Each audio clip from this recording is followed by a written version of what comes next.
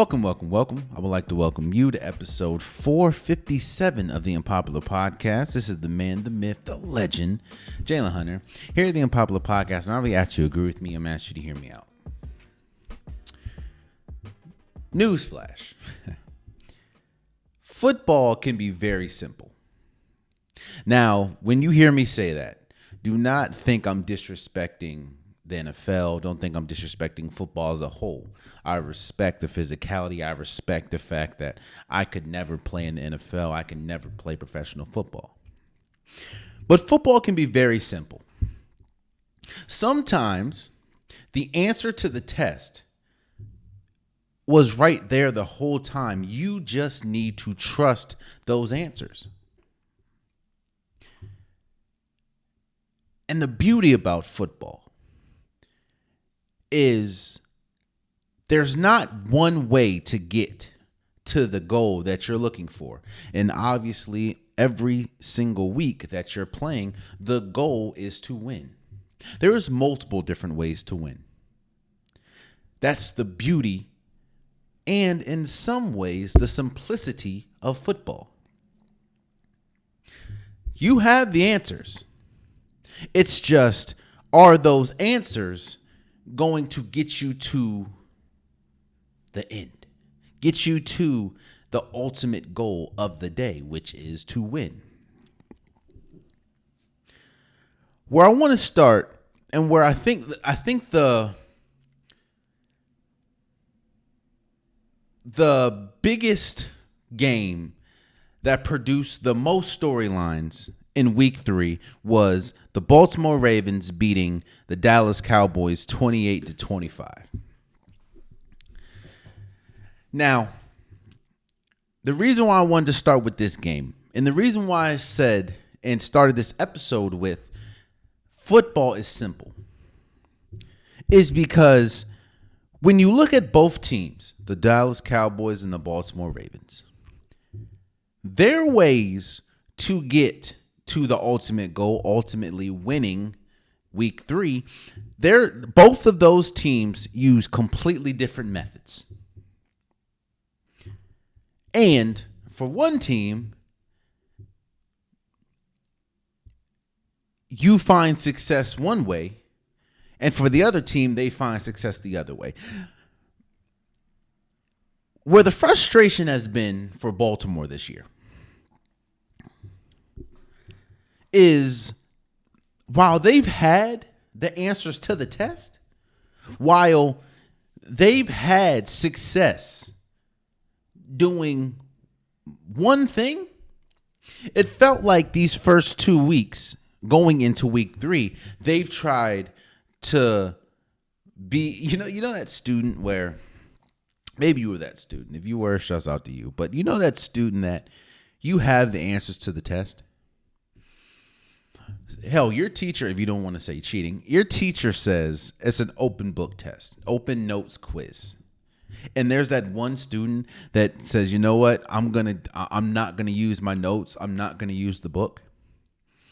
It's like, bro, you have tools that are allotted to you. Yet there's always that one. I don't need the notes. I don't need the book.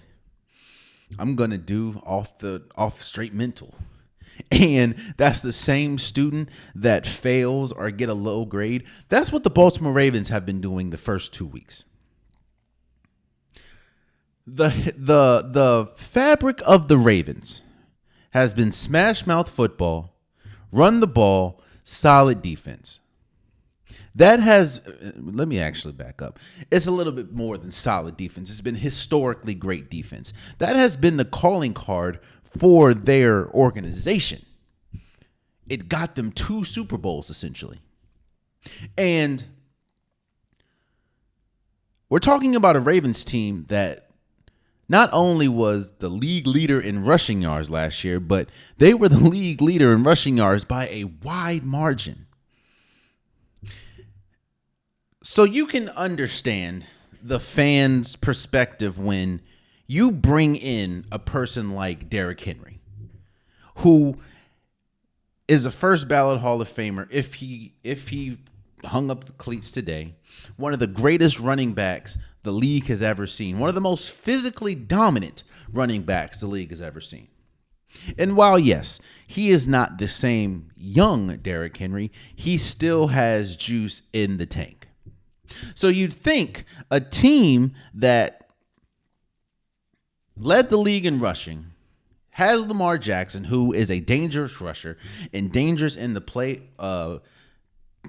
run pass option, you'd think that they would essentially use the running game to their advantage. But like that kid that the teacher says it's an open note quiz and they say, I don't need the book. They said, you know what? We're not going to, John Harbaugh come out. We're not going to run Derrick Henry 30 times. He's done that. Okay. And there's no coincidence that the Baltimore Ravens have went into week 3 0-2. Now, I'm not saying not running the ball has been their biggest Achilles. We've talked about it ad nauseum. Their defense hasn't been good, and their offensive line, especially the interior of their offensive line, has not been good. But they have not done themselves favors. They abandoned the run extremely quickly. They did that in the AFC Championship. They did that in week 1 against the Chiefs. They did that in week 2 against the Raiders. And the thing is, they did not have to abandon the run. And when they went to the run, it worked. Maybe, Derrick Henry not going 50-yard runs, but it was still working. They just abandoned it. It was the kid that did not want to use his notes in an open note quiz. So going into week 3, it was, I said it, obviously no one's listening to me, but I said it. I said, there's a difference between 3-0 or 2-0, 1-2, and 0-2. The feelings are different. You usually don't like to say that this is a must-win game in week 3, but going up against the Cowboys, the Baltimore Ravens was in a extremely much-win situation. And while you can say the first 2 games, Baltimore obviously had chances to win. They had a chance to win, and if it wasn't for a big toe, they could have beat the Chiefs. They had a 10-point lead against the Raiders. Okay. But they still finished those games with a 0 in the win column. So I say all that to say, forgive me if I didn't have the most confidence in them. I thought they were going to win because desperation calls on a lot of things. Desperation a lot of times makes you play much better. And just like I said, there's a difference between 2-0, 1-2, or 2-0, 1-1, and 0-2. There's much difference between 3-0, 1-3, or 1-2, and 0-3, which we'll talk about in a second. But Baltimore did exactly what they should have been doing. That is using the notes that the teacher said that you can use. Let me put it in layman's terms for you. And why I started this episode with saying that football is simple. It's not easy, but it's simple. You have Lamar Jackson. You have Derrick Henry. You have Justice Hill. You have an offense that is predicated around the run. Use it. And you see what happened. The Baltimore Ravens, while yes, 28-25 doesn't look like a blowout, but it was 28-6 before Baltimore started to do what Baltimore usually does, and that is blow double-digit leads. Now, it didn't, Lamar Jackson came back at the end to seal the deal with a run for a first down under 2 minutes, but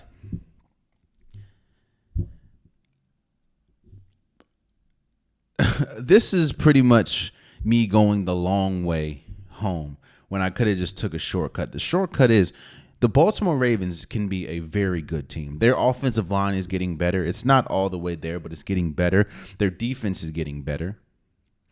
And when you play to your strengths, something that the Ravens was not doing these first 2 weeks, when you play to your strengths, the game gets easier.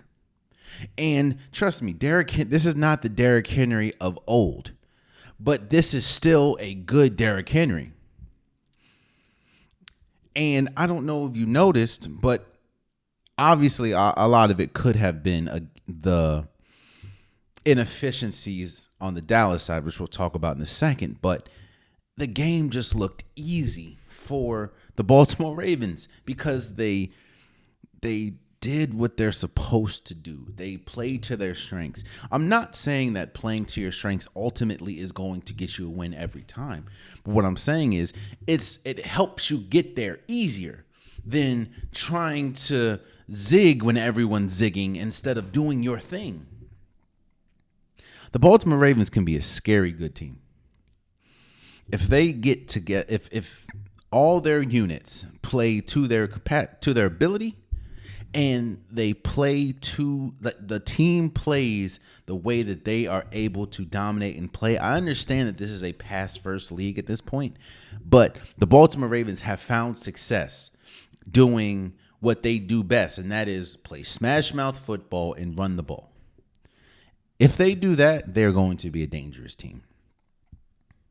I'm not going to look too far ahead because, Week 3 just ended, but I am very interested. I think their biggest game to date was the Dallas Cowboys as far as this season, but I'm really interested to see how they fare next week against the Buffalo Bills. Because you have one team that's 3-0 and another team that is 1-2, but this win felt different. This win felt like, all right, we're getting back on the don't worry about the blown lead. That's just what the Baltimore Ravens do. But essentially, they dominated. Speaking of dominated, there's always another side to that coin. There's always another side to a coin. We have to talk about the Dallas Cowboys for a second. Because again, 28-25 doesn't tell the whole story.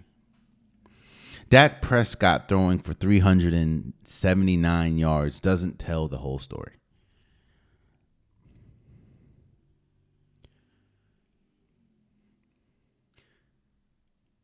What I'm about to say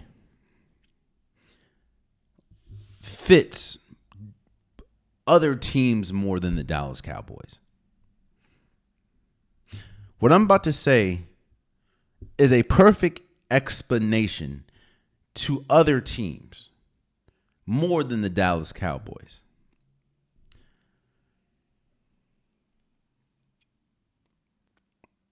There is something missing with this Cowboys team.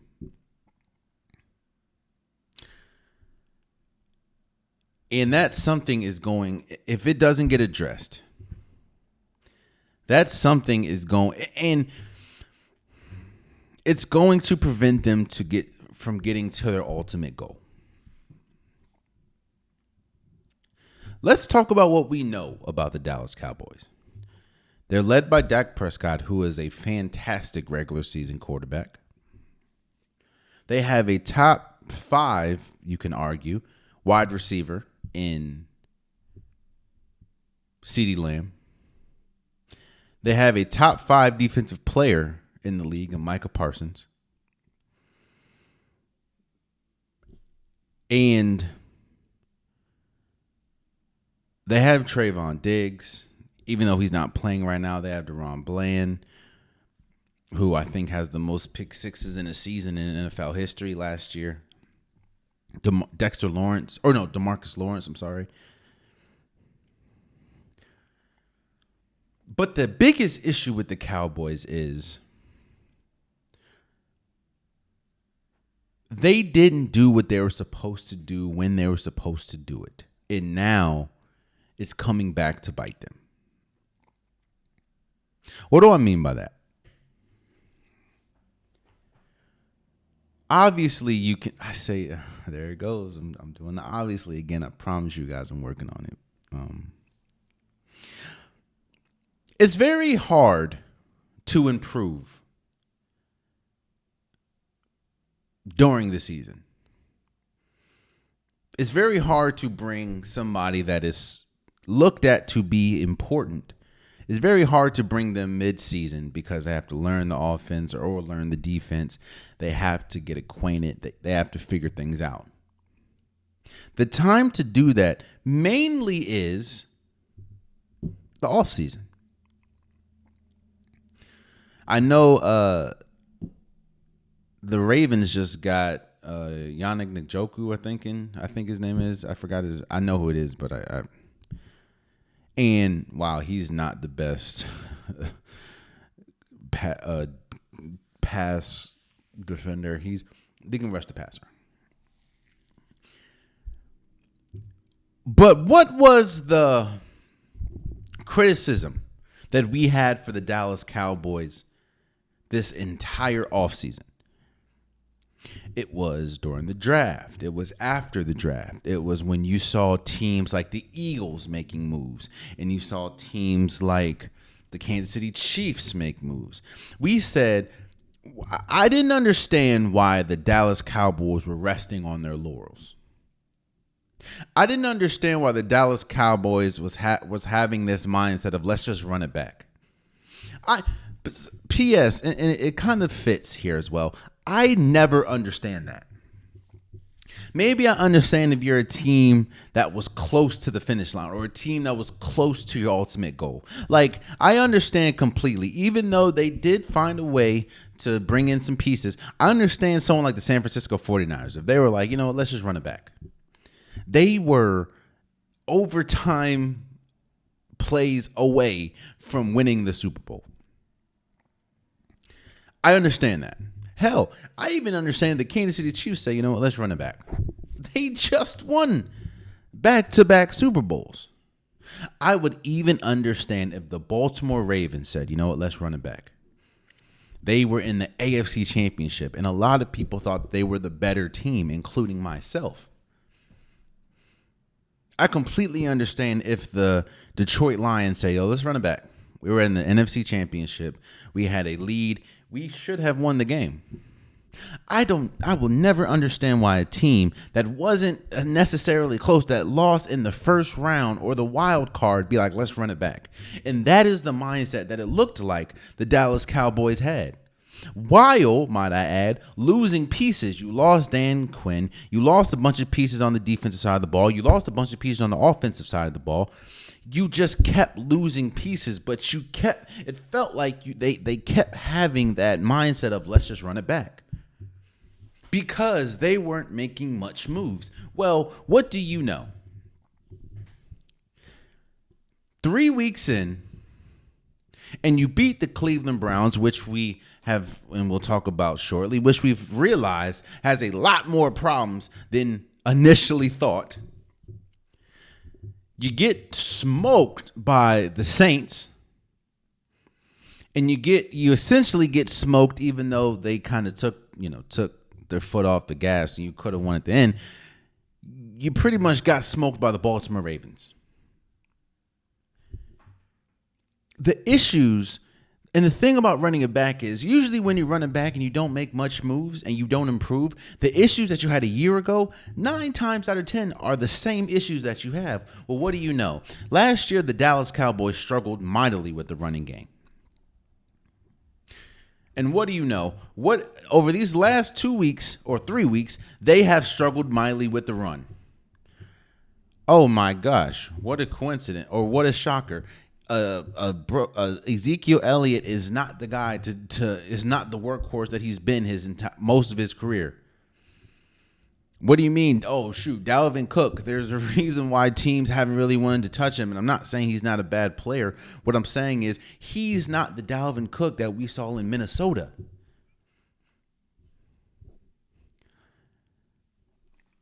That's an issue. Last year, especially towards the end, Dallas had a tough time, even with Micah Parsons, even with DeMarcus Lawrence. They had a tough time stopping the run. Well, what do you know? Derrick Henry ran for 151 yards. If I'm not mistaken, Alvin Kamara a week ago damn near ran for 150-something yards.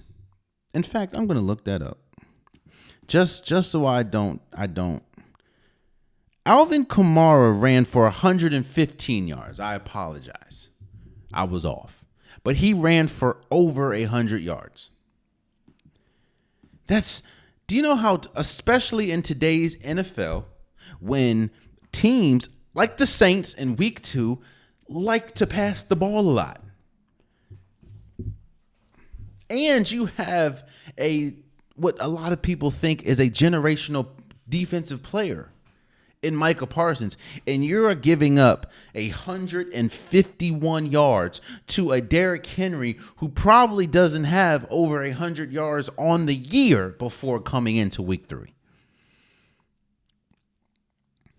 The issue and the thing about running it back is when you run it back, I don't understand, again, unless you were extremely close to your final goal, I don't understand what you expect would happen differently, especially when everyone around you is getting better. Dallas is a very talented team. You have Jake Ferguson, CeeDee Lamb, Brandon Cooks. It's a good team. But you're starting you're starting to see what happens when you rest on your laurels when everyone else tries to improve. You're getting left behind. I'm not saying Dallas isn't going to win a game. Dallas is going to be good. Hell, they may even win the division. But what you saw is a team that had holes last year that didn't really address any of those holes, thinking that things are going to change.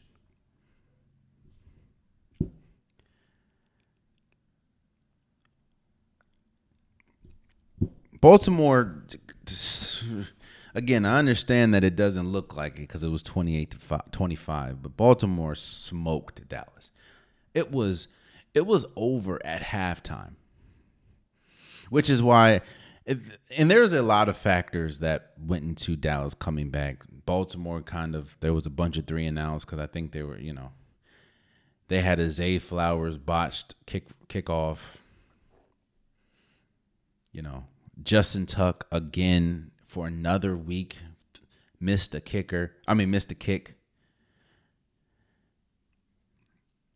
It's going to be It's going to be interesting how both of these teams fare towards the end of for the rest of the year. Because both of them have the same exact ideas about how their season should end. Both have aspirations of Super Bowls. And it feels like one team is a lot closer because while their record doesn't reflect it, they weren't using the open notes that they were supposed to be using. They were trying to do it on the backs of we're not gonna use our prized off-season acquisition here. You have another team who can be very good, but has holes that they've had now for years. And I don't understand how they think those holes are going to be filled when they didn't do it this offseason. And now when you're in the midst of season, you're not getting, there are free agents obviously, but you're not getting, in my opinion, a game changer, which you could have got. Oh, that's another thing. Jerry Jones said that he couldn't afford Derrick Henry. Derrick Henry's making like $9 million a year, which is for 2 years, I think, which is like nothing for the running back position. This is the same Jerry Jones that just paid CeeDee Lamb, that just paid Dak Prescott, and that's going to have to pay Michael Parsons.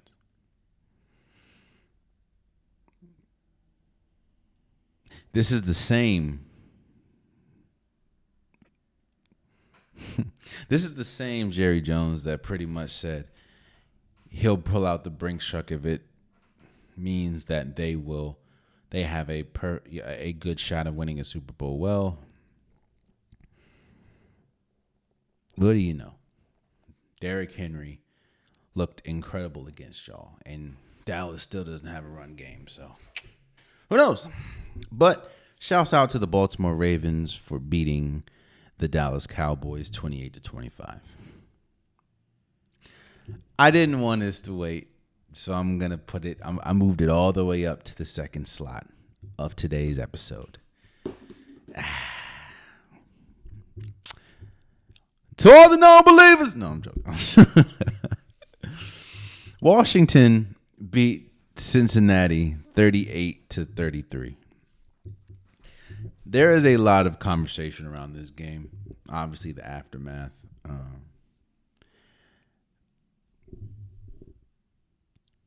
Let me first talk about Washington. Let me get my fandom out the way. Let me get, the praise out. Let me just enjoy myself for a second.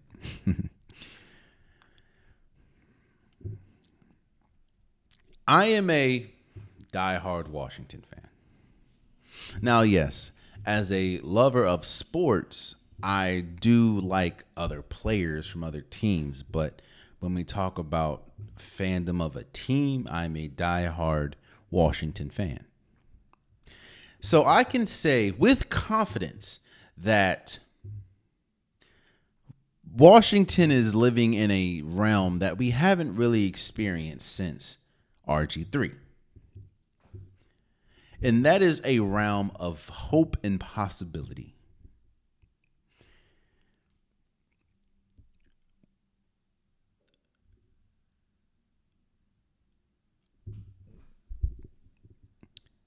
We're not, as a Washington fan, I think the question is, what do we expect?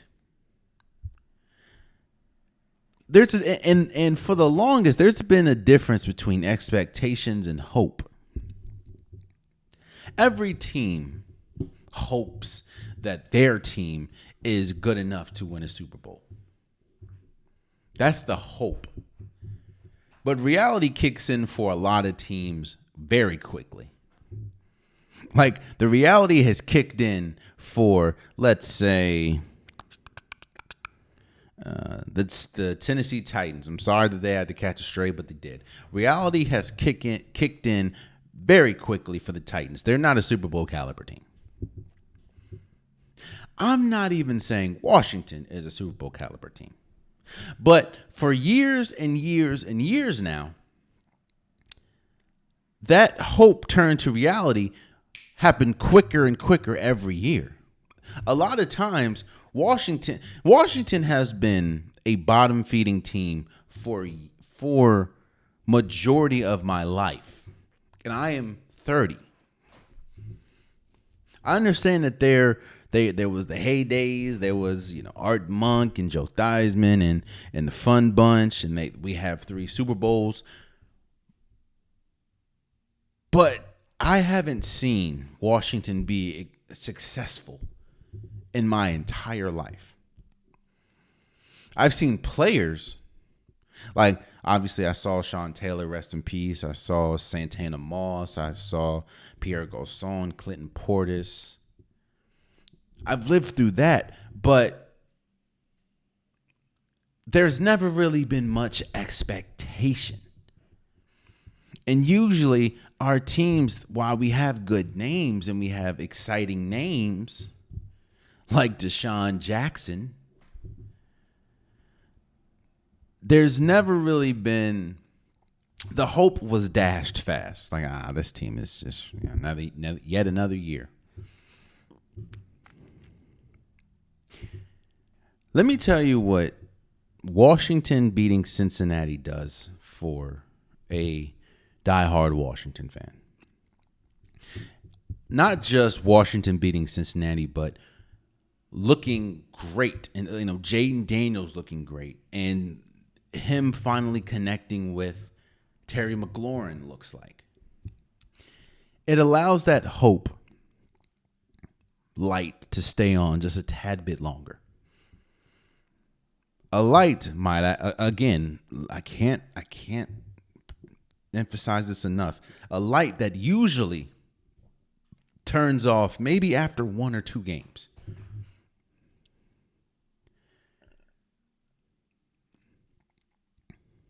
If you had any question about if Jaden Daniels is a franchise quarterback, this game should have told you everything you need to know. Some of the bombs that he hit, some of the smart plays that he did.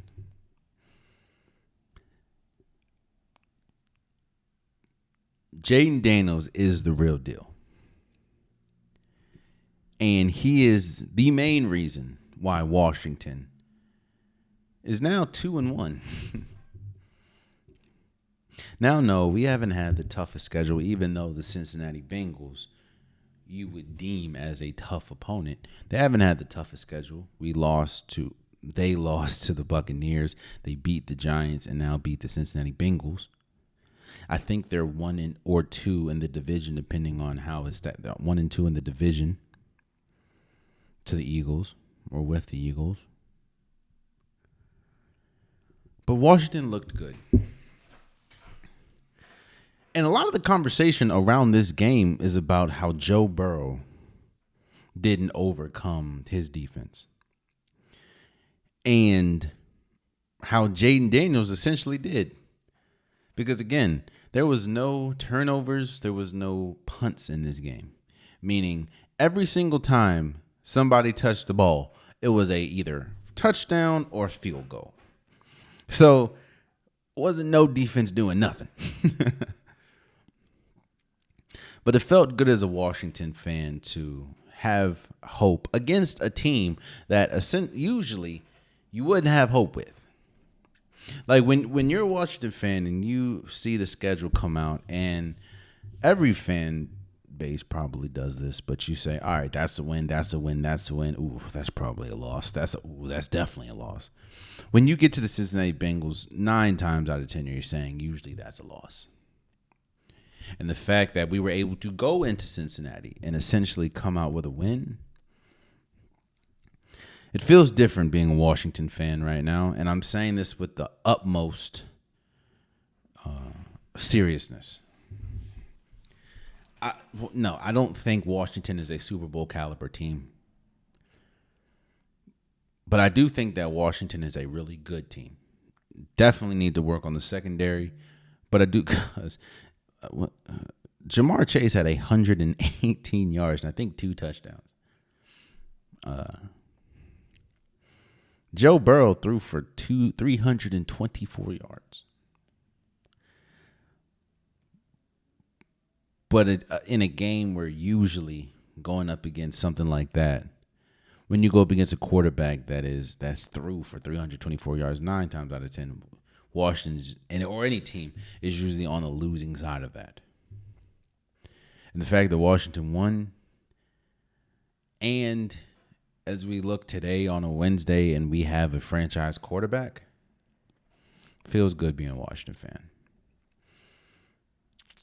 Shouts out to Washington. Again, I'm still a realist, but hey man, Washington did what they were supposed to do, so shouts out to them.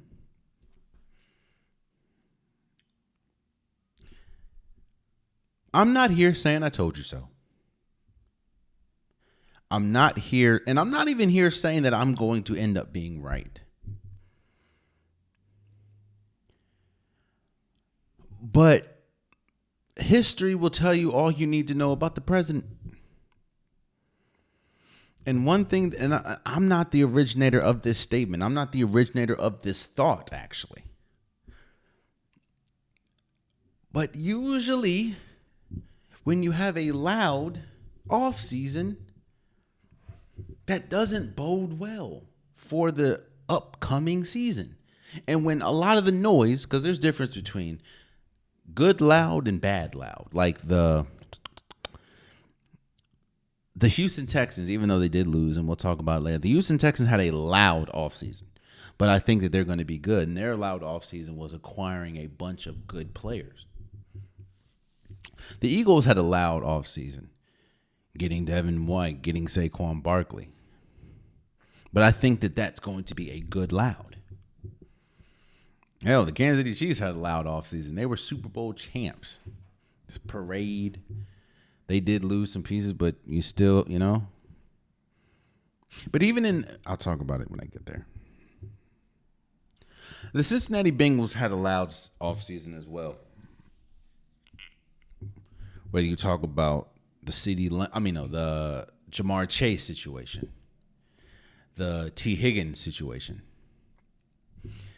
I don't remember. I think it was Trey Henderson. It was either Trey Henderson or Chuba Hubbard. One of those two, or Chuba Henderson. One of those two threatened to retire. They also lost Joe Mixon. You also lost Tyler Boyd.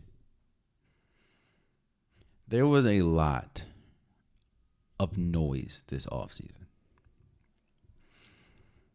And if history tells it right, the Cincinnati Bengals season is essentially over as far as getting to the postseason. In the history of teams going 0-3 in the Super Bowl era, only one of those teams have made the playoffs. And that one team, I think, lost in the wild card round. And it doesn't help. The things that are helping the Cincinnati Bengals right now is you have Joe Burrow, who, as much as the talk we've heard about who's falls or whatever, Joe Burrow has been playing really well, at least these last two games. Jamar Chase has been playing exceptional. T. Higgins played extremely well against Washington. And their division is not looking exactly how we thought we would look. In 3 weeks, nobody thought that the Steelers were going to be 3-0. And the Cleveland Browns and Baltimore Ravens were going to be 1-2. So there's still a chance. And on top of that, the Bengals haven't faced anyone in their division. But when we look at this Bengals team, and we look at how, let's just say, the Steelers and Ravens have looked. And another thing that's helping the Bengals, they have a fairly easy schedule outside of their division.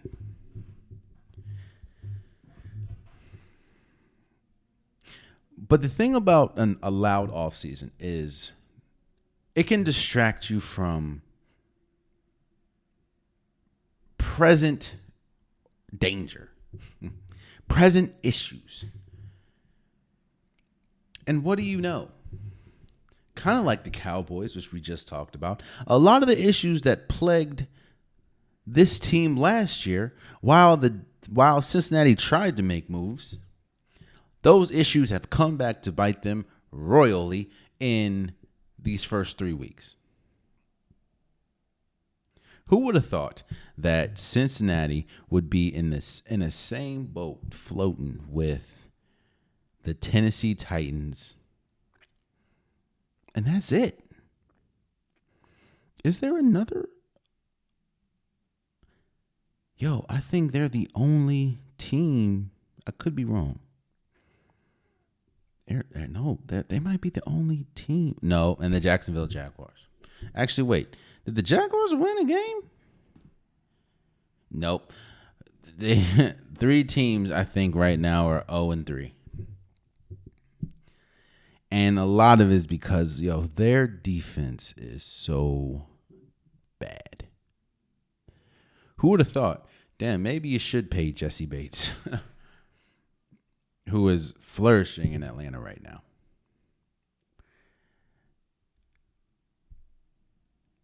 It's not looking good. Now, again, there are some things that you can rest your head on and say, all right, well, Joe Burrow's still good. Jamar Chase still good. T. Higgins still good. This offense has been firing all cylinders. But Cincinnati is also a perfect example in the worst way that football is a team sport. I talked about it. I think I might have named the episode maybe 2 episodes ago. Football is a team sport. Because the Cincinnati offense, bro, you threw against Washington, Joe Burrow threw for over 320 yards. And it didn't matter. You have people arguing on sports daily TV talking about, did Joe Burrow do enough? No, the defense was terrible. Some of the play calling from Zach Taylor was terrible. That's another thing. There have been questions about Zach Taylor's reign as head coach for the Cincinnati Bengals since the Super Bowl. That hasn't been addressed. Not saying he should be fired or anything. I'm just saying. Yeah, man. Again, bro, to be a 3 teams in this league right now that are 0-3, and not one of them is the Panthers. That should tell you everything you need to know, bro. Shouts out to Washington for beating Cincinnati 38-33. A game that didn't see one turnover or punt. Yeah. Ooh.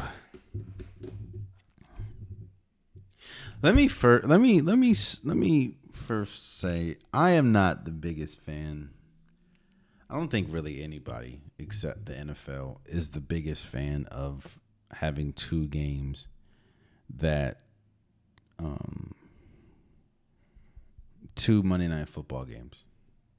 I don't get it. Doesn't make the only thing that makes sense is it draws revenue to Monday night, and it's just more views on Monday night because it's 2 games. But I don't understand it. This kind of reminds me of when the Golden State Warriors were playing Chase, and it was the last game of the season, and they were 1 game away from making history and being the first team in NBA history to essentially win 73 games in one season. And while that was playing, you had Kobe's last game. So as a fan, now obviously these are different circumstances because this is the last season this is the last game of the season, and nobody expected when they were planning everything, nobody expected the Golden State Warriors to go 73-9. But it was very hard. You have to, unless you went to another TV, you had to figure out what were you going to watch. Were you going to watch history be made as the first team to, essentially win 73 games, or were you going to watch Kobe's last game, which he ultimately scored 60 points? It sucks. Now, this is week 3, and yeah, but the Buffalo Bills beat the Jacksonville Jaguars on Monday Night Football 47-10. Today is going to be a bit of an apology tour for me, and this is going to be the first stop. I drastically over-exaggerated the fall of the Buffalo Bills. I thought when you saw the sheer amount of people that they lost on both sides of the ball, I just thought it was going to be a very tough season. I know how good Josh Allen is. I just didn't think this team, I even know how good James Cook is. I just didn't think this team was going to be that good. When you saw, losing number 1 receivers, losing linemen, losing defensive linemen, losing secondary players, you pretty much lost key players at every position. I thought it was going to be a very tough season for the Buffalo Bills. 3 weeks in, they damn near look like the best team in football. Josh Allen looks like the front runner for the MVP at this point. James Cook looks incredible. There is not 3 weeks in, there has not been a hole in this team. And it's as we speak, week after week, as they play team after team. Now, granted, they haven't played the toughest schedule, but still, they have looked great against every single person they've played. And on top of that, their defense has looked exceptional.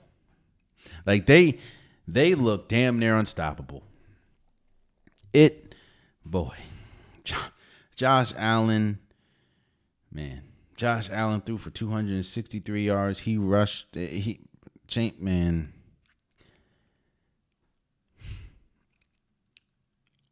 I owe the Buffalo Bills an apology. Their downfall was greatly exaggerated by me when I saw all the departures. And they, at least 3 weeks in, are making me eat crow because they look like the best team in football. Now, I will also say this. The Buffalo Bills do have a tendency of doing this. They have a tendency of looking great until they get to the end of the season and they, make it to the second round of the playoffs. Then they play a Chiefs or they play a Cincinnati Bengals or play a team like that. Then they ultimately lose. But as of right, that could be different because again, they do look like the best team right now in football. And Josh Allen looks like the clear-cut MVP. I don't know of another player that has looked as good as I wouldn't know. It's been Josh Allen. So, shouts out to the Buffalo Bills, bro. They look like a unit. They haven't missed a beat, bro. They haven't looked bad in the slightest. I am very interested to see what they look like again against the Baltimore Ravens this week because you're going against a team that has Super Bowl aspirations. You're going against the reigning MVP, two-time MVP, might I add, and you're going against a team that I know the record doesn't say it right now, but you're looking at a team that going into the season you thought to be looking eye to eye with, especially when we talk about Josh Allen going against Lamar Jackson. So I'm very interested to see. This is probably their toughest test going or playing Baltimore. So we'll see. But as of 3 weeks in, this Buffalo team looks legit. So I was wrong about the collapse or the downfall of the Buffalo Bills this year, at least up to 3 weeks. So I was wrong on that.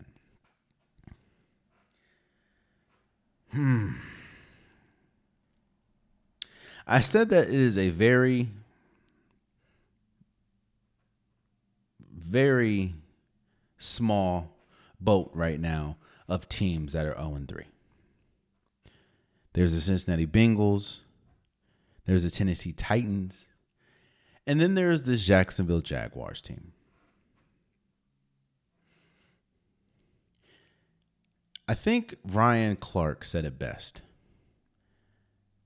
A performance like what the Jacksonville Jaguars did on Monday Night Football is a career ender. A job ender for a lot of people usually.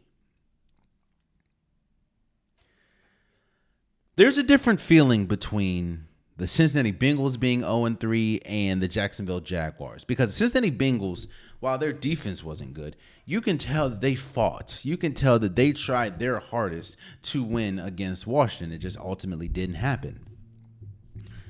It looked drastically different for the Jacksonville Jaguars against the Buffalo Bills. They looked, after the first series, it looked like they were done. It looked like Trevor Lawrence was done. It looked like the team as a whole was done. The defense looks like it gave up. The offense looked like it gave up. It It looked like they quit early. Bro, halftime, I think it was like 28 to like 3.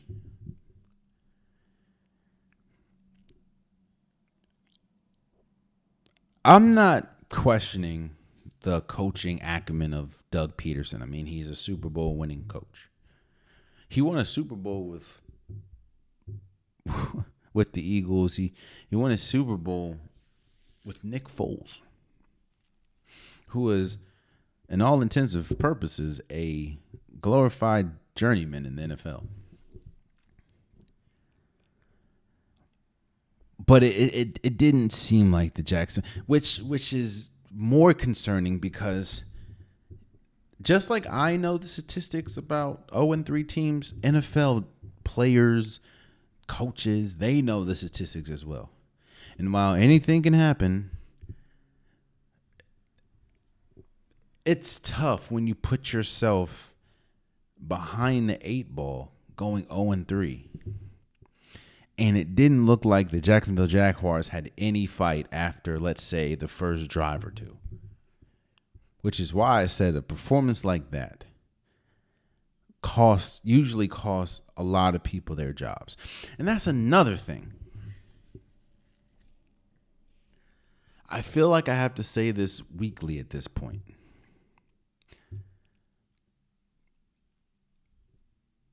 But when you give someone big money, that comes with big expectations. And I'll ask you guys, do you think Trevor Lawrence has looked anywhere close to a franchise quarterback these few weeks? While there are 2 games where he could have essentially won, they didn't. I'll even say it like this. Joe Burrow has looked outside of let's say this last 2 games. Joe Burrow has looked great. They essentially have lost, but Joe Burrow has looked really good. Hell, we could even go to the Baltimore Ravens that's 1-2. Lamar Jackson has looked good. Do you think Trevor Lawrence has looked really good?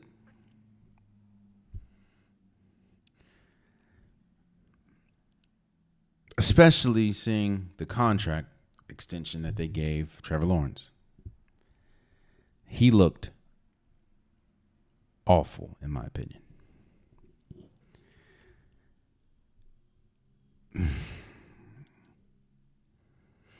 Jacksonville is in a weird place, man. Usually a loss like that reveals a lot about your team. And yeah, I don't know, bro.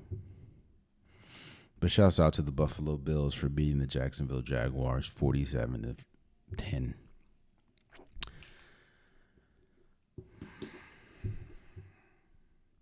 Let's talk about the Eagles beating the Saints. What was it? The Eagles beating the Saints 15-12. There was 2 cases this week of teams where I had high praise for that essentially left me with the egg on my face. One of them is the Saints.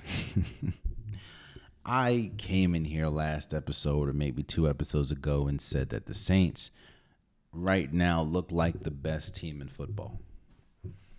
This was after they beat the Cowboys, 44 to something, 44-19, I think.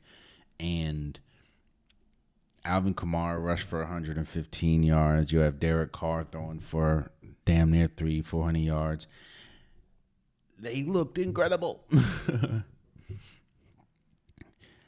Then you go, and I think this is the fear about flashy teams. When you see a score of 15-12, that shows you that it wasn't obviously a high scoring game. That a game like that needed a bit of toughness, a bit of grit to it. Because not every game is going to be, a shootout. And If you have a bingo card, yep, I'm talking about the 2017 Golden State Warriors. I think that's why that's one of the most underrated aspects of that Golden State Warriors team. Yes, they had by far the best offense, but they were still a defensive team. They were still one of the best defensive teams, meaning they can get gritty. They don't have to score 150, 160 points. They can win sloppy games. The issue with the Saints is while their defense showed that they could, again, holding Philly, a Philly team that was essentially desperate, holding them to 15 points, the defense did their thing. The defense did what they were supposed to do. Now, it doesn't look good when you see Jalen Hurts throw for 311 yards, Saquon Barkley run for 147 yards, and Dallas Goedert catch for 170 yards. That doesn't look good. But I do think that it just shows that's when you have to watch the game and you realize how many 3-and-outs that New Orleans really had. They had a bunch of 3-and-outs. That means the defense, which was really good. Again, even still, all those numbers and you held them to 15 points is still really good. But the New Orleans Saints defense was on the field a lot. But the issue, and that's where I think the concern for New Orleans, because they haven't proven it yet, is can you win gritty games? We see that their defense is able to do it. It is their offense.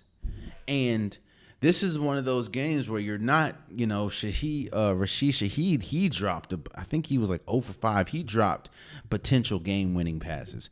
Or not game-winning, touchdown passes.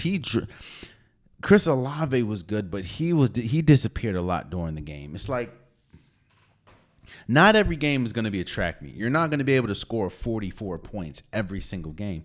Are you going to be able to win those games where you only scored 15, you only scored 21, and you're going? What Philadelphia did was they out-physicaled. At least the defense out-physicaled the Saints offense. Jalen Carter was a man-child that day. He wrecked the entire Saints. He just wrecked whatever they wanted to go. Whatever they wanted, he just destroyed it. Him and Jordan Davis. They just Nakobe Dean. It didn't. The Saints couldn't get nothing. The Philadelphia defensive line completely out-physicaled the offensive line for the Saints, which didn't, Alvin Kamara didn't have the best game. Obviously, Derek Carr didn't have the best game. So until this is proven, there's always going to be a question mark. While, yes, the first 2 weeks, the Saints looked incredible, but they also didn't play like the Dallas Cowboys was not nearly as physical, especially defensively, as the Philadelphia Eagles was on Sunday. So, shouts out to the Eagles, man. Again, this was almost a season-saving win for them. I know that they had a win in their book, but still, you're going up against, you haven't really looked great, and you didn't look great essentially this game either. It was just your defense won you this game. Your offense, again, I know 311 yards looked great for Jalen Hurts, but he did turn the ball over, and Devontae Smith got hurt. That wasn't a dirty play, I don't think, the hit. Now, maybe what happened after might have been a little dirty from one of their players, but I don't think the hit was dirty. I just think it was a football play. I'm glad Devontae Smith isn't. I know he's in concussion protocol right now. I'm glad he's not. It's not worse, but yeah, Philadelphia essentially saved their season as they beat the Saints 15-12. And until I can really crown the Saints as one of the best teams and really a Super Bowl contender, They have to be able to win games like this. They can't have one game where they look like gangbusters. They look like the best offense of all time. Then they have games where they literally can't. It's like 3-and-out central. So on field goal central. So shouts out to the Eagles for beating the Saints 15-12. Man. Another team. I told you this is going to be an apology tour for a lot of teams. Another team that I have to apologize to is the Vikings. I thought the Vikings were going to be horrible, especially when you heard that J.J. McCarthy, their first-round pick, was going to be out the whole season. I also owe Sam Darnold an apology. I was once a proud member of the Sam Darnold bandwagon. I was once a proud member and a proud person to say, yo, Sam Darnold, he just hasn't had the opportunity to shine. And I started going over to that side. Well, okay, if it doesn't work there and it doesn't work there and it doesn't work there, at some point there's a common denominator, and it's not the teams. Well, it looks like it was the teams. Because Sam Darnold looks, man, so the Minnesota Vikings beat the Houston Texans 34-7.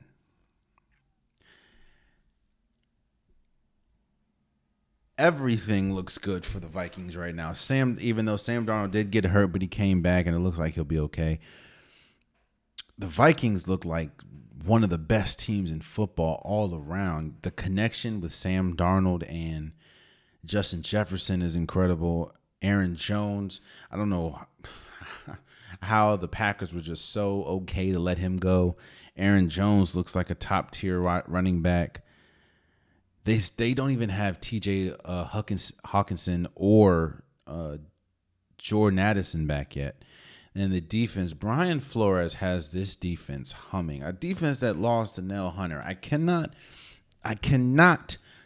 emphasize that more. Losing a player like Danielle Hunter usually is a death sentence to a team. The Vikings lost to Danielle Hunter, and they are one of the best defenses in football. This is one of the best teams in football. And I was extremely wrong. I did not think the Minnesota Vikings were going to be good at all. And they've turned into one of the best teams in football so far 3 weeks in. And Sam Darnold has turned into at least probably a comeback player of the year, because his career was essentially on life support going to. I mean, again, it didn't work with the Jets. It didn't work with the Panthers. He wasn't expected to do anything with the 49ers.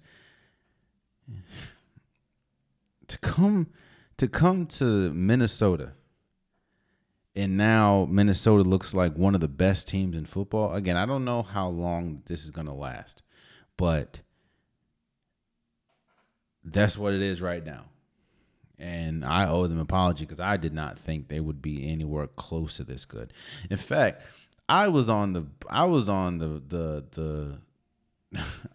wax saying they're going to be one of the worst teams in football. Boy, was I wrong. Shouts out to the Minnesota Vikings. And the Houston Texans, the only thing that I'm going to take from this game is they need to work on their offensive line and need to work on their defense, because their defense, especially their defensive front. Aaron Jones, I know 102 yards is not a lot to a lot of people, but when you get Danielle Hunter and you get a lot of the players that they got on the defensive side of the ball this offseason, you would expect them to be much better with the run. You'd expect them to not give up 34 points, Offensively, it's going to take some time. I know C.J. Stroud threw for 215 yards and Stephon Diggs had 94 yards. It's going to take some time. When you bring that many weapons in, and Joe Mixon was hurt, but when you bring that many weapons, like I said, when you have that many weapons and it's still a young quarterback and a young offense, it's going to take some time. You're going to get games like this. I think overall, especially when you look towards the end of the year, the Houston Texans are going to be much better, but it's going to take some growing pains, and that's kind of what we're seeing. I think, again, let's check back in week 10, 12, 15 and see how this Texans team looks. But they got, I mean, this was the first game in CJ Stroud's career and the regular season where he threw 2 or more interceptions. Like, yeah, Minnesota, bro, they are a squad. But I think the Texans are going to be better, and shouts out to Minnesota for beating them 34-7. You know, boy, Sam Darnold's cooking out there. Sam Darnold's eating, bro. Man, let's move forward.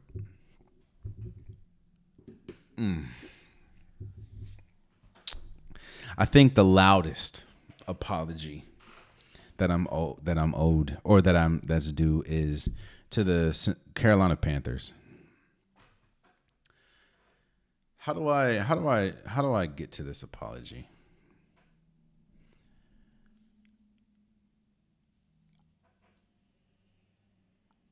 I wholeheartedly believe that a lot of what hurt Bryce Young at the end of the day was the organization. I do believe that the organization played a huge part in the downfall of Bryce Young.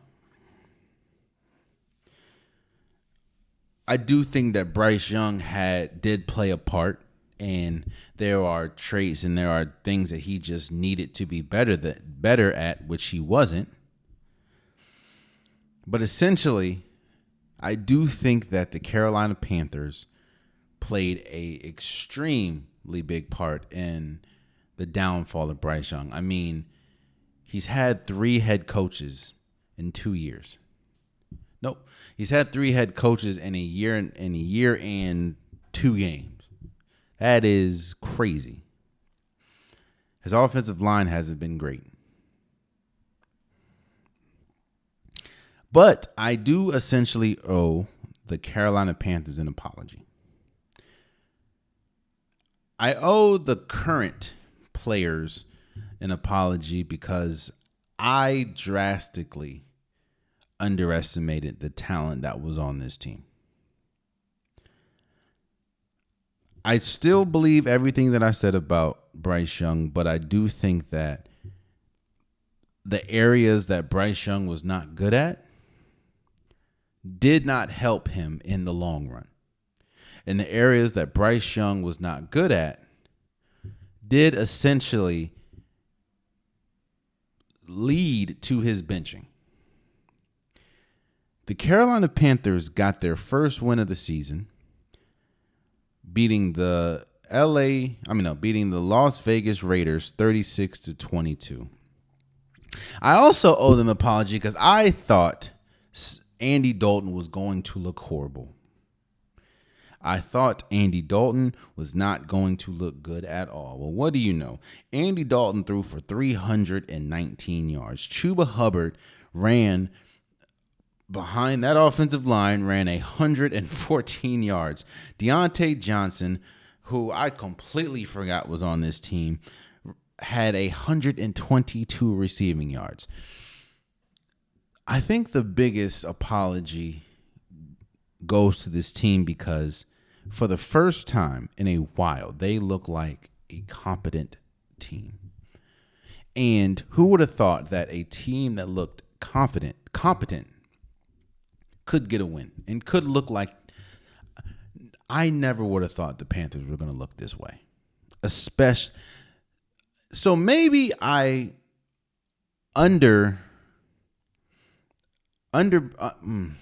maybe I didn't give as much credence to Bryce Young and the parts that he played in the Panthers being so bad more than I gave more credit to the organization being bad. And while I do think the organization did have some missteps, it's clearly not as bad as I thought it was.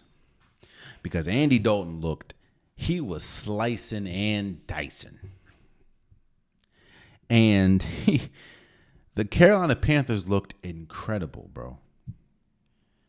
I don't know if they'll be able to keep it up, but for right now, they looked like a good team. So I apologize to that organization. I apologize to the fan base for completely throwing them away and throwing Andy Dalton away because, boy, the Panthers looked all of great. Hands down. And for the Vegas Raiders. I think the issue with the Raiders is it's not just the fact that your players essentially quit, or if Antonio Pierce would say it, they, quote, made business decisions.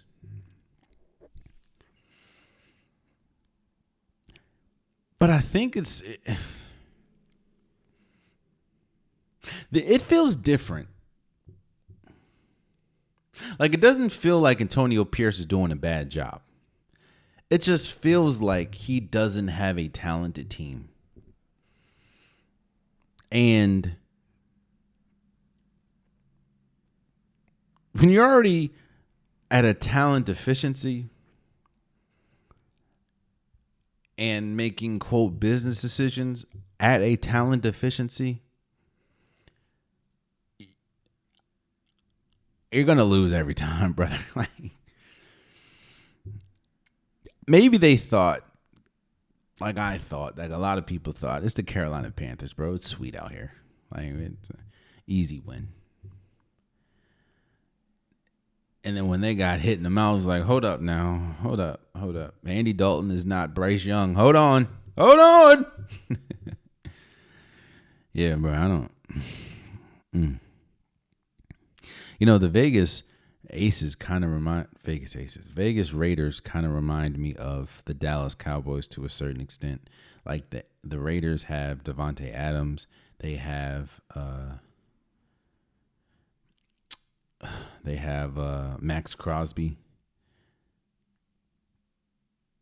That's about it. Oh no, they have Brock Bowers. That's about it. This team's not that good at all. Oh, they have that rookie running back, but outside of that, yeah. But shouts out to the Cardinals for beating the Raiders 36-22. That's another thing, bro. When was the last time the Carolina Panthers scored 36 points? Yeah, bro, I was drastically wrong about the Panthers. Let's move forward. Boy, this is the most confusing 3-0 team I have ever seen in my life. The Steelers beat the Chargers 20-10.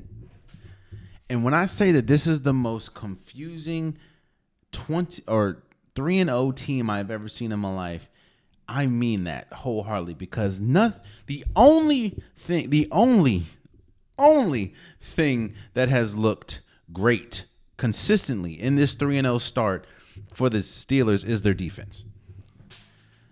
There's a reason why I said that if they gave MVPs to defensive players, which they usually don't, I know it's at this point 3 weeks in, but I would give a hard look at TJ Watt being the defense or being the MVP, because this Steelers team has been incredible. And going into week 3, Justin Fields didn't look great. The running game didn't look great. Nobody looked great except the defensive side of the ball. In fact, going into week 3, the offense only had, 2 touchdowns. Well, Justin Fields threw for 245 yards. I think he threw for 2 touchdowns. One of them was a a beautiful pass. He looked great. As much crap as I get on, he looked great, bro. At this point now, you're 3-0. Justin Fields looked good. I don't see how you could go with, unless he just makes a complete turn or he gets hurt. I don't see how you go to Russell Wilson, which is the danger, obviously, of being hurt in the NFL, because they always say you can't lose your job with an injury. Yeah, that's not true, brother. Because if I get hurt and it gives somebody else an opportunity and they're flourishing in it, yeah, why would I go back? Especially when the team believes that Justin Fields right now gives them a good shot to win. I mean, they're 3-0 at this point. Yeah, man.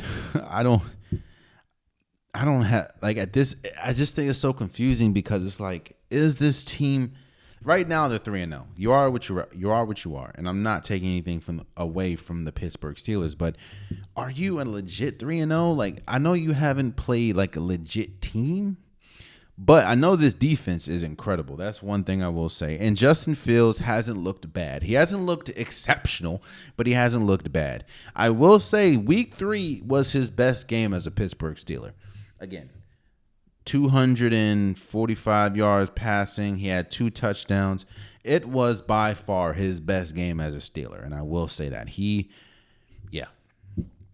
The Pittsburgh Steelers is 3-0, bro. Out of all the teams in the AFC North, the Pittsburgh Steelers is the team that's 3-0, man. Shouts out to them. And for the Chargers, Justin Herbert got hurt again, and this team is dealing with injury after injury after injury.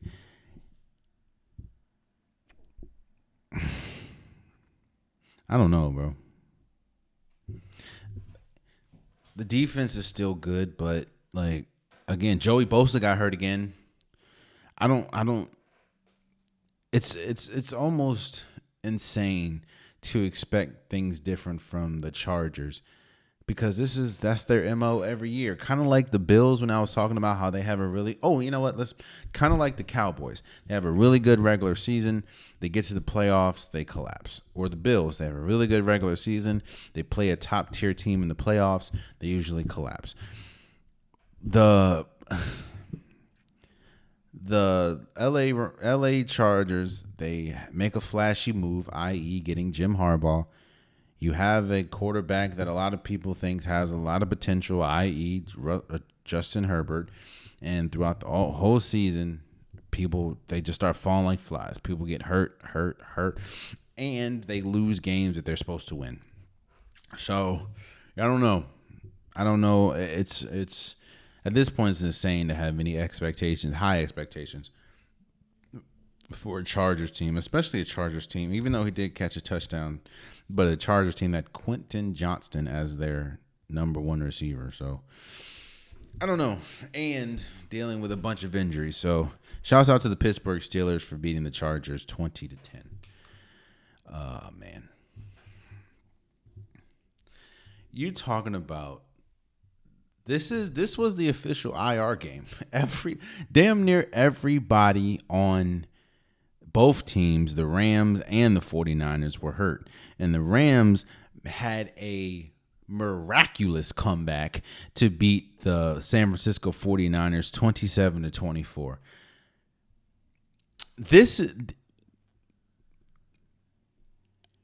Obviously, Matthew Stafford has a bunch of numbers, a bunch of records in Detroit. He has a Super Bowl ring in Los Angeles. He helped get Super Bowl rings for a bunch of people like Odell Beckham Jr. But games like this is a prime example of why he is going to be a first ballot Hall of Famer. Matthew Stafford had absolutely no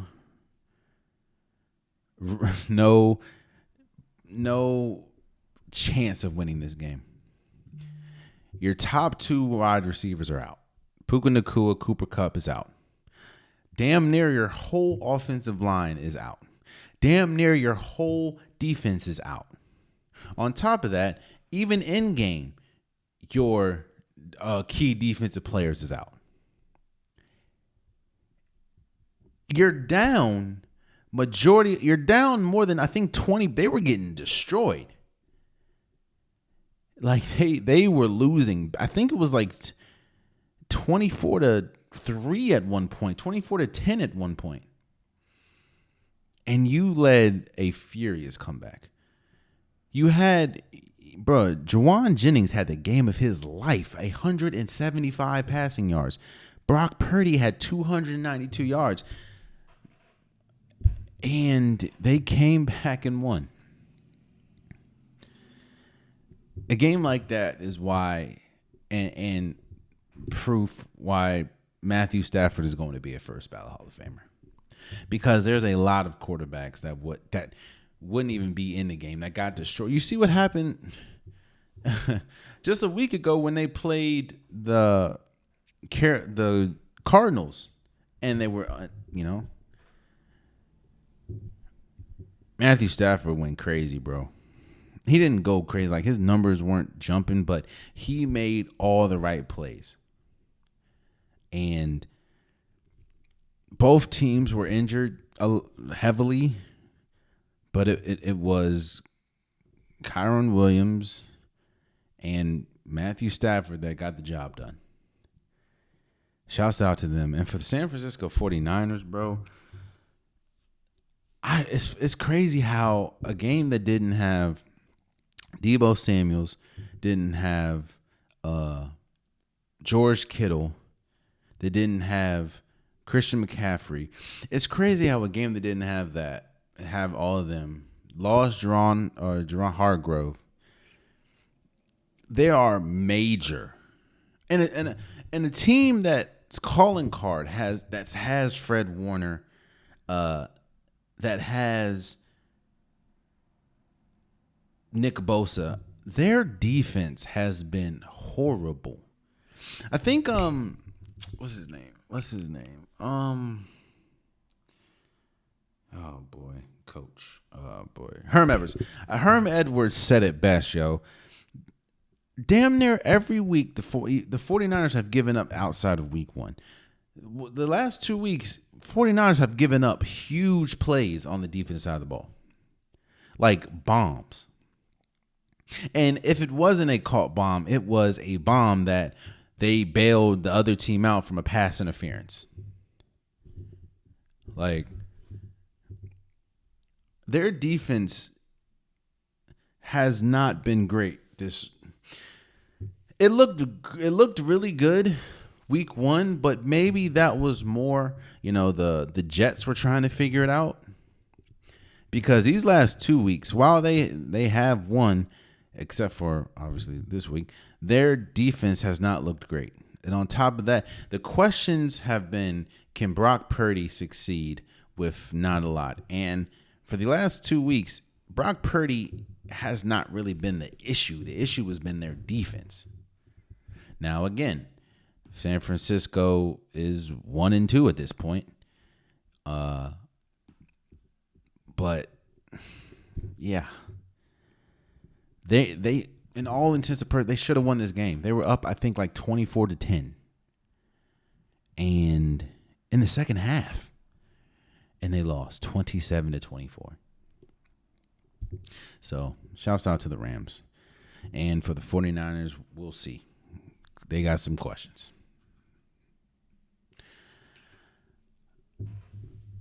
Oh boy.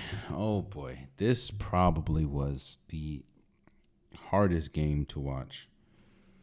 And I was watching it too. The Indianapolis Colts beat the Chicago Bears 21-16.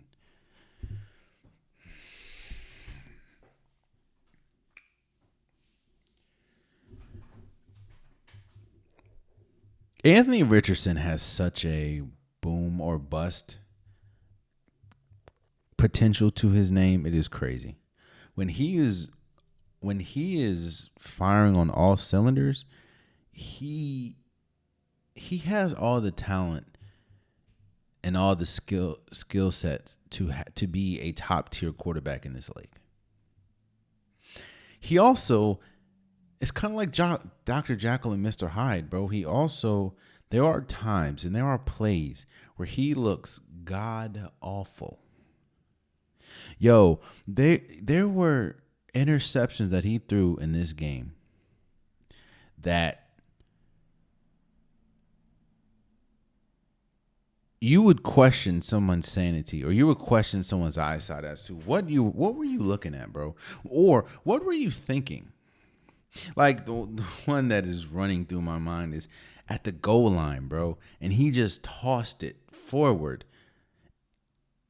And while his teammate was behind him or was there, so I can see where he was passing it, I also saw 3 Chicago Bears players in front of that player. So unless you threw up a Kareem Abdul-Jabbar skyhook, there was no way that ball was getting over those defenders. And what do you know? He threw a pick.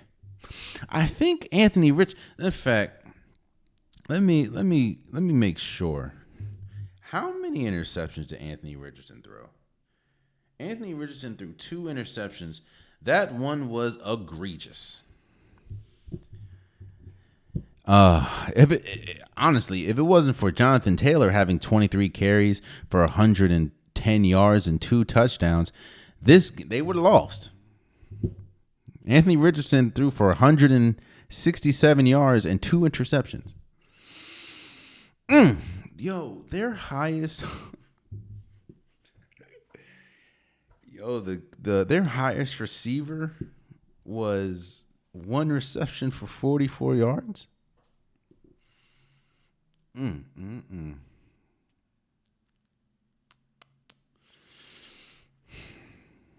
understand that the Colts are dealing with injury. They're dealing with a lot of injury. I understand that. But I also understand that you can't keep shooting yourself in the foot. And while there gets to a point where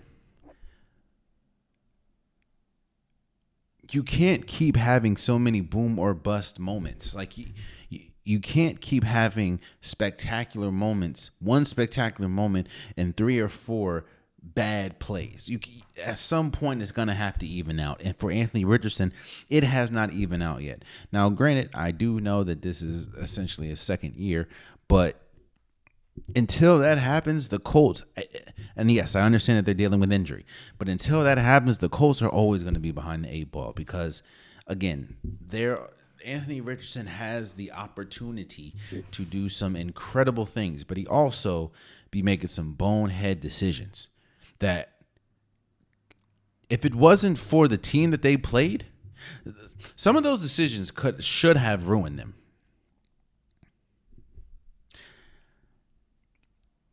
And if it wasn't for Jonathan Taylor, because remember, this is a resurgence year, or they're hoping that it's a resurgence year for Jonathan Taylor.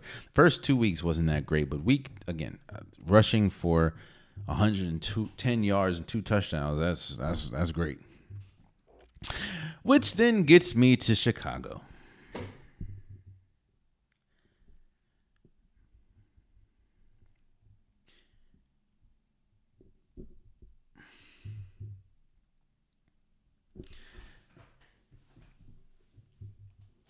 Chicago finds himself in an odd spot, in a spot that, 1, you don't want to find yourself in, and 2, it's very hard to get out of without making drastic changes. That spot is this. You have a young quarterback that has all the talent to be a top tier quarterback, but obviously he's young. He's still trying to adapt to the game. And there are flashes. We continue as fans, we see flashes. Caleb Williams threw for 363 yards. You don't see that as a rookie. And I think he had 2 touchdowns, but he also had 2 tough interceptions.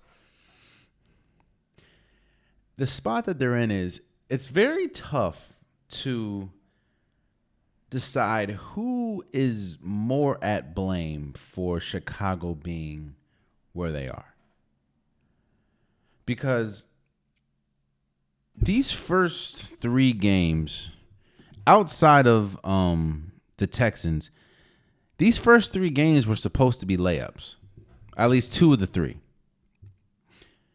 You went against the Texans. While you did win, you had to come back.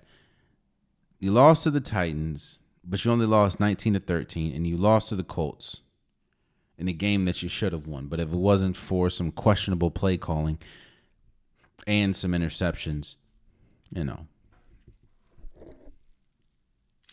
But it's like,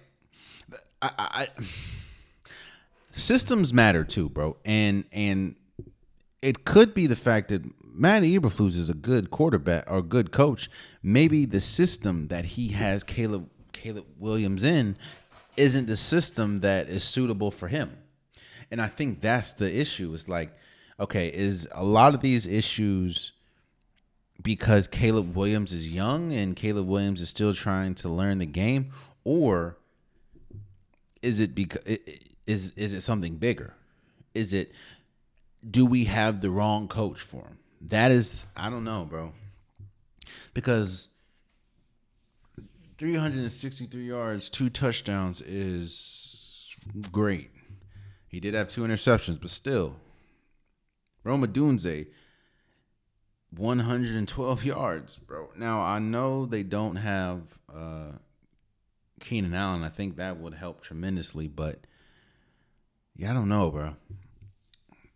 But this is second week in a row that Chicago was in a position to win, and they essentially didn't.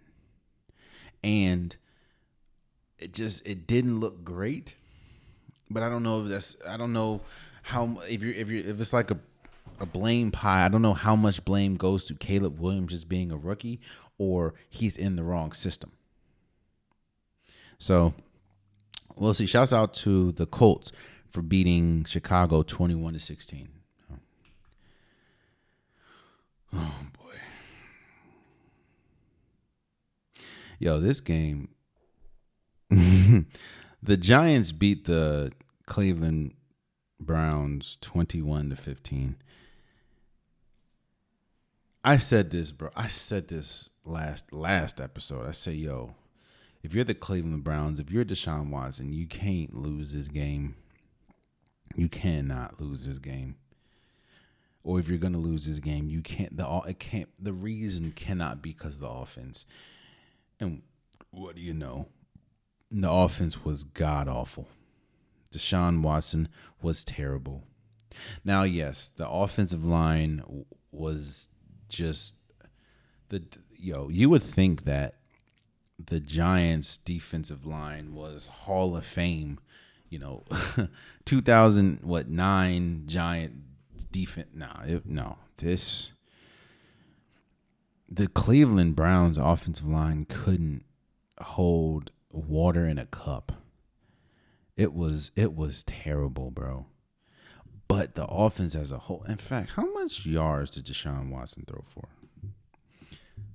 Deshaun Watson threw for 196 yards, 2 touchdowns, but he was 21 for 37. Man, to throw 37 times and to only have 196 yards. When Daniel Jones completed just 4 more passes and had 236 yards. Malik Neighbors going crazy too. 8 receptions for 78 yards and 2 touchdowns. We saw the spectacular catch he made in the corner of the end zone. Yeah, bro.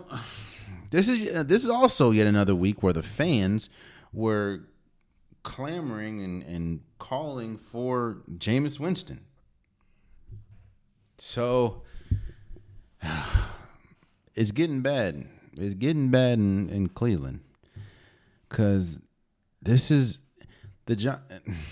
roster wise, the Cleveland Browns should be one of the best teams in football, and they're not.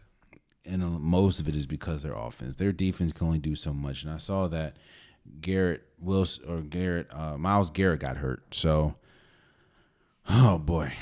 Shouts out to the Giants for beating the Cleveland Browns 21-15. So. Man, I gave Jesus. This is another team that made me eat crow, bruh. It was the Saints and it was the dang Buccaneers, man. I said that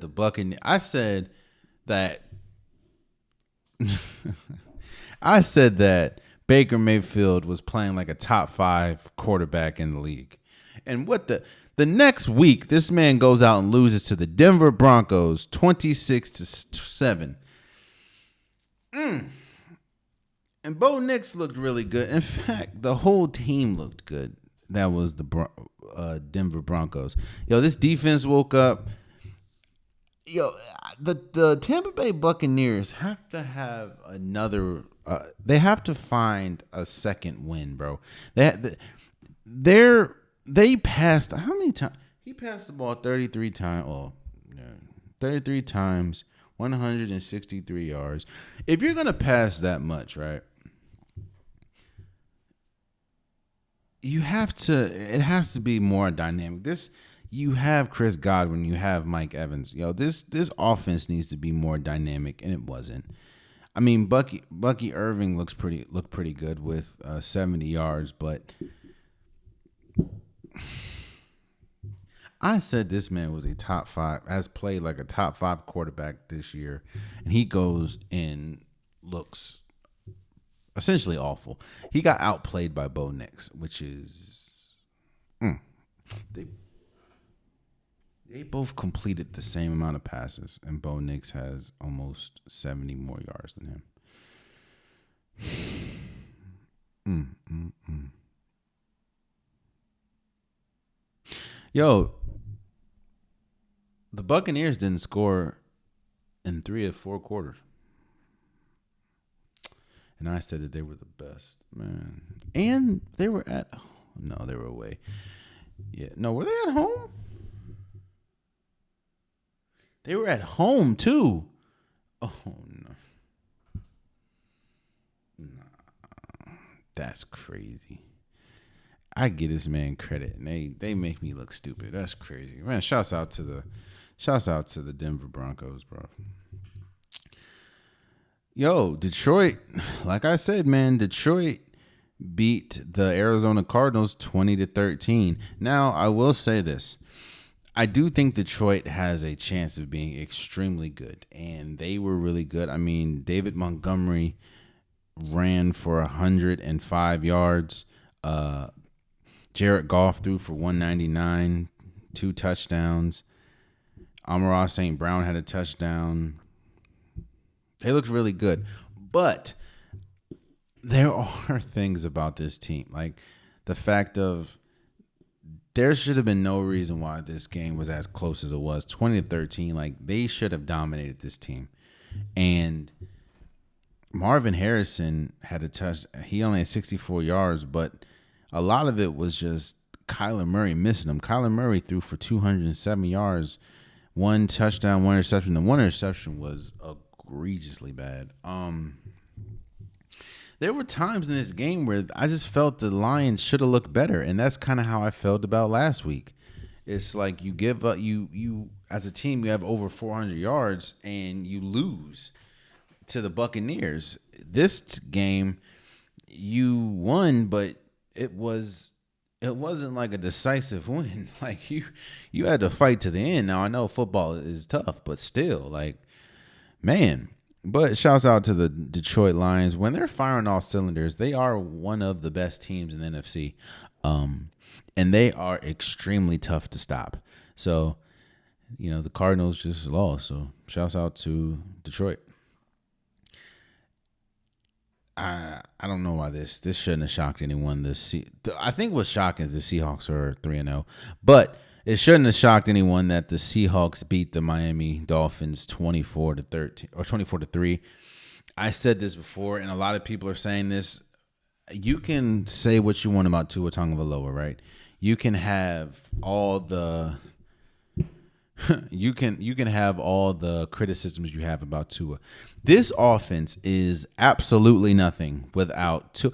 You also got to remember Raheem Morris is not there, so you're missing Tua and you're missing Raheem Morris. It's nah. And on top of that, the defense was on the field for an extremely long time. So that's why you have someone like DK Metcalf go he had 104 yards. Like, this team is not going anywhere without a competent quarterback. And who? Let me hold up. Let me just make sure I say this guy's name right, bro.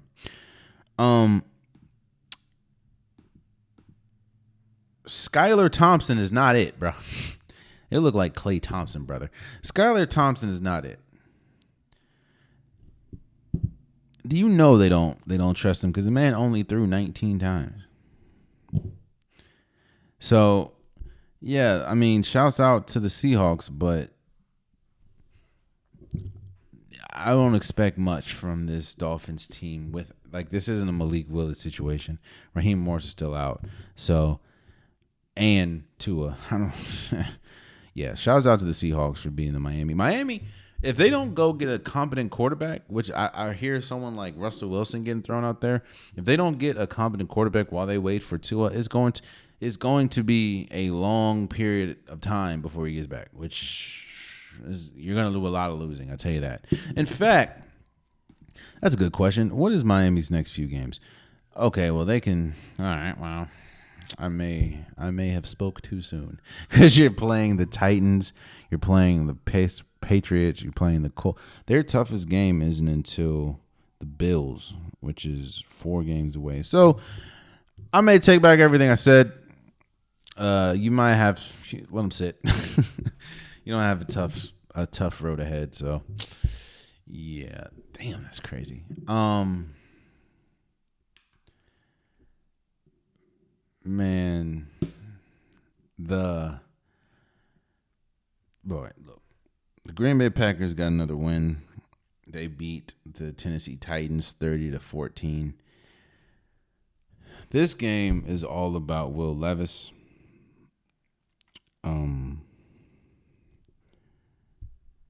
Look, I don't care. Will Levis is a worse version of Anthony Richardson. If he stays in his lane, he's a really good quarterback. If he tries to go out of his lane, which we've seen now 3 weeks in a row, terrible things happen. Bro, there are 3 memes now going around about this man. Because he has essentially cost his team 3 weeks in a row. Don't get me wrong, Green Bay is a good team. Malik Willis was the leading rusher of the game with 73 yards. And it really was the defense, the Green Bay, that kind of helped. But still. Yo, Will Levis, again, when he plays in his system, he's great. But when he doesn't, he is terrible. And he costs his team, and that's exactly what happened. When you have a roster with Calvin Ridley and DeAndre Hopkins, you don't have to do much, bro. Or you don't have to go above and beyond. It's like he's allergic to throwing the ball away. It's like, no, we got to make a play. No, you don't. Just throw it away, bro. Throw it away. Yeah, man. Yikes. Shouts out to the Green Bay Packers. Yet another win from Malik Willis as, the backup or the replacement for Jordan Love as he's hurt. Shouts out to Green Bay for beating the Titans 30-14. So, there is definitely a game I forgot. Oh, the Kansas City Chiefs. The Kansas City Chiefs beat the Atlanta Falcons 22-17. Yo, as much as we don't want to admit it,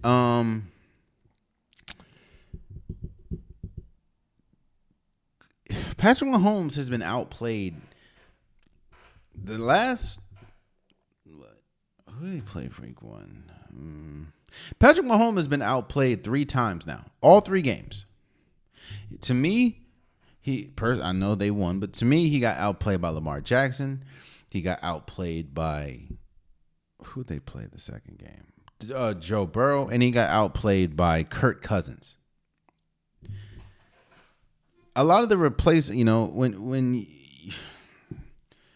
a lot of the replacements that, especially in the offensive line, just hasn't panned out. I mean, the offense has been all right. Rashee Rice had 110 yards. I still do not know for the life of me what the hell Travis Kelce's doing. But the running back, the Kansas City Chiefs won because, one, the refs didn't want to call a blatant pass interference.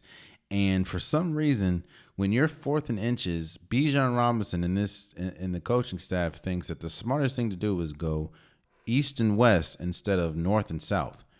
But if it wasn't for some questionable play calling and a blatant pass interference that wasn't called, Atlanta should have won this game. And I'm not taking away. We all know Patrick Mahomes is Patrick Mahomes, but this is the 3rd game in a row he's been outplayed, in my opinion. You can argue game 1, but he was outplayed by Joe Burrow. It's just the defense was terrible, and you gave Patrick Mahomes too much time on the clock. And then on this one, if it wasn't for the refs and it wasn't for some questionable play calling, they would have lost. So, but they did win. So shouts out to the since. Actually, I will say this about Atlanta too, bro. Atlanta, they're getting better week after week, but they're still making stupid plays, and they're still like they're still trying to, I guess, wipe the youth off of them, because it's still like, dude, what are you doing? Again, 4th and inches. Why are you going east and west, bro? Go north and south. I don't get it. But shouts out to Kansas City Chiefs for beating the Atlanta Falcons 22-17. There you have it. That's been today's episode of the Unpopular Podcast. I truly, truly appreciate you guys. If you want an Unpopular Podcast shirt, hoodie, sweater, long sleeve joggers, the link is in the description below. I have multiple different colors, multiple different designs. Get your Unpopular Podcast merch today. Also, please subscribe to the YouTube channel. I'm trying to reach as many subscribers as I can. I see it's going up, so tell a friend to tell a friend to tell a friend if you like the content. If you're at this point of the show and still not subscribed, I don't know what to tell you, bro. But please subscribe. It means a lot to me. Also, I understand that some people only listen DSPs. Some people listen on YouTube. For all my DSP listeners, whether that's Apple Podcasts, Spotify, SoundCloud, whatever DSP you're listening to me on, please follow, please subscribe. It means so much to me. No platform is bigger than the others, so wherever DSP you're listening to, please subscribe. Also, please follow the socials. I post pretty much daily. I post reels. I post stories. We can go back and forth. To keep it respectful, I don't mind going back and forth with you. It just means that you're passionate about whatever we're talking about, and you're listening to me, which I appreciate.